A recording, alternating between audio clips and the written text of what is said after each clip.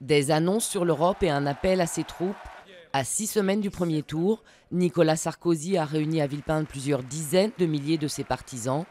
Une démonstration de force pour reprendre la main face à François Hollande. Le candidat a centré son discours sur l'Europe. Il a aussi appelé ses sympathisants à l'aider. Une minute de silence à la mémoire des victimes et de la colère. À 14h46, un an jour pour jour après le séisme à l'origine du tsunami, le Japon s'est figé. Cérémonies émouvantes en hommage aux morts et disparus, mais aussi manifestations contre le nucléaire pour tirer les leçons de la catastrophe de Fukushima. Un carnage qui pourrait donner lieu à des représailles.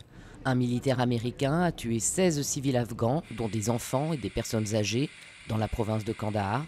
Il n'a donné aucune explication à son geste. Une fusillade qui risque d'aggraver une situation déjà très tendue entre les troupes de l'OTAN et la population.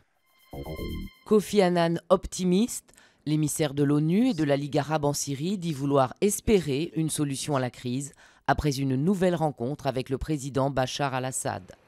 Une mission de paix d'autant plus difficile que le régime poursuit sans relâche son offensive meurtrière contre la région rebelle d'Idlib. Comme un air de conte de fées dans une favela de Rio. Invité d'honneur, le prince Harry, fils cadet de Diana. Les jeunes filles de cet immense bidonville ont été charmées par ce prince pour de vrai.